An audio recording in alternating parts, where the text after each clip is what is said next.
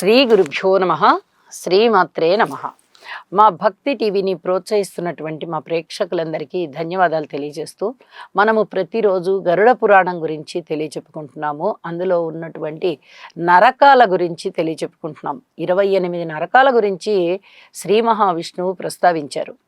ఈ నరకాలలో చాలా అతి ముఖ్యమైనటువంటి నరకము మనకి ఈ వ్యక్తులు ఎవరైనా చనిపోయినప్పుడు ఆ 9వ రోజు, 10వ రోజు, 11వ రోజు ఆ కార్యక్రమాలు చేస్తూ ఉన్నప్పుడు అక్కడ కర్తవ్యం నిర్వహించేటటువంటి కర్తకి ఇవన్నీ చేసేటటువంటి బ్రహ్మగారు చెప్తూ ఉంటారు. ఇక్కడ ఒక క్రతువు దగ్గర వైతరణి నది దాటాలి, జీవుడు వైతరణి నది దాటాలి కాబట్టి గోదానం చెయ్యండి అని చెప్తూ ఉంటారు.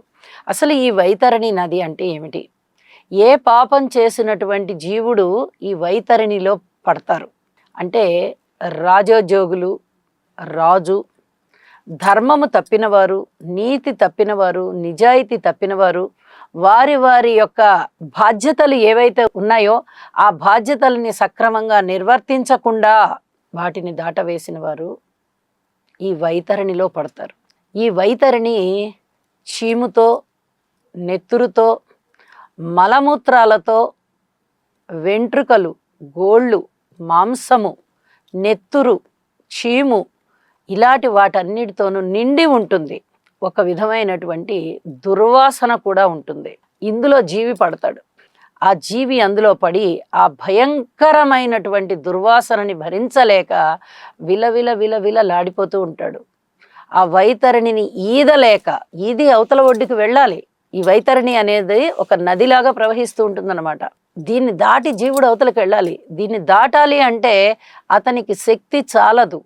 ఈ భూమి మీద ఉన్నటువంటి ఆ మరణించిన తాలూకు వ్యక్తి యొక్క పుత్రుడు ఈ పున్నామ నరకం నుంచి గట్టెక్కిచ్చేవాడు పుత్రుడు అని చెప్తారు కదా, అటువంటి పుత్రుడు ఈ క్రతువులన్నీ చెయ్యాలన్నమాట. వైతరణి, ఆ జీవుడు వైతరణి దాటడానికి ఈ పుత్రుడు గోదానం, భూదానం, సువర్ణదానం ఇలాంటి దానాలన్నీ కొన్ని చెప్తారనమాట. అందులో ముఖ్యమైనది గోదానం. ఈ గోదానం చెయ్యండి జీవుడు వైతరణి దాడతాడు అని అప్పుడు బ్రహ్మగారు చెప్తూ ఉంటారు. అయితే ఈ జీవుడు ఎంత కష్టపడతాడు. అసలు చీము, నెత్తురు, మలమూత్రాలు, రక్తము, స్వేదము, మాంసము, చీము ఇన్ని రకాలైనటువంటివి ఆ నదిలో ఉంటాయి అన్నమాట.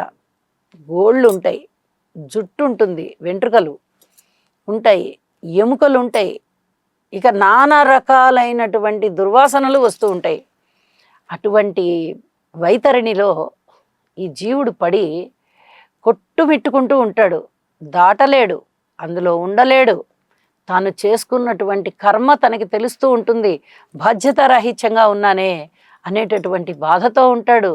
భూమి మీద నేను జీవించి ఉన్నప్పుడు నాకెందుకు తెలియలేదు ఇలాంటివన్నీ? ధర్మంగా నేను ప్రవర్తించేవాడిని కదా, లేకపోతే ధర్మబద్ధమైన జీవితంలో నేను లేకపోతే ఎవరన్నా తల్లిదండ్రులో పెద్దలో నన్ను అదిలిచ్చో బెదిలిచ్చో ధర్మబద్ధమైన జీవితంలోకి నన్ను పెట్టవచ్చు కదా. ఇప్పుడు ఇన్ని నరకయాతనలు అనుభవిస్తున్నాను, ఇన్ని బాధలు అనుభవిస్తున్నాను, ఇక్కడ చెప్పుకునే దిక్కు లేదు, సహాయం వచ్చే దిక్కు లేదు, అటువంటి కష్టాలని దాటగలిగేటటువంటి శక్తి లేదు అని చెప్పి విపరీతంగా జీవుడు రోధిస్తూ ఉంటాడు. తన యొక్క వారసుడు ఎవరు, తన సంతానం ఎవరు, వాళ్ళు ఏ విధంగా ఈ కర్మలన్నిటినీ చక్కగా నిర్వర్తిస్తూ ఉన్నారు అని ఒక్కసారి అలా తొంగి చూస్తాట.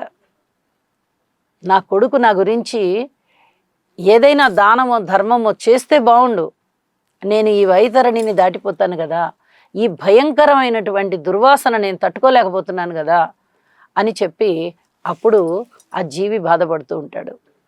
భూమి మీద ఉన్నటువంటి ప్రజలు ఈ నరకాల గురించి తెలుసుకొని జీవించి ఉన్నప్పుడు ఏ విధంగా ధర్మబద్ధంగా జీవించాలి, సత్ప్రవర్తనతో జీవించాలి అనేది తెలుసుకుని ఆ రకంగా ధర్మబద్ధంగా ప్రవర్తించుకోవడం వల్ల ఆ జీవి మరణించిన తదుపరి నరకంలో ఇలాంటి యాతనలు పడకుండా, ఇలాంటి కష్టాలు పడకుండా, కష్టం అంటే అది మామూలు కష్టం కూడా కాదు, అష్ట కష్టాలు అంటాం కదా, అలాంటి అష్ట కష్టాలు అన్నమాట. అలాంటివి పడకుండా చక్కగా తన జీవయాత్రని ముగించుకుంటాడు అని చెప్పి తెలియజేస్తూ, నరకంలో ఉండేటటువంటి బాధలు ఎలా ఉంటాయి, మరణం పొందిన పిదప ఆ జీవి ఎటువంటి యాతనా శరీరంతో కష్టాలు పడతాడు, ఎటువంటి పాపాలు చేస్తే ఎటువంటి దుర్గతి పడుతుంది అనే దాని గురించి తెలుసుకోవడం కోసం, కేవలం మనిషి మరణించినప్పుడు ఏదో ఆత్మధైర్యం కలగడం కోసమో, లేక మరణించిన వ్యక్తి తాలూకు ఆత్మ శాంతి కలగడం కోసమో పఠించేటటువంటిది కాదు ఈ గరుడ పురాణం అని మనొకసారి తెలియచేస్తూ, జీవించి ఉన్నవాళ్ళు ఎంత ధర్మబద్ధంగా జీవించాలి, దాని తాలూకు ప్రభావం ఎలా ఉంటుంది అని చెప్పి మనకి తెలుసుకోవడానికి అవకాశం ఉన్నటువంటి పురాణం ఈ గరుడ పురాణం అని మరొకసారి తెలియజేస్తూ శుభం.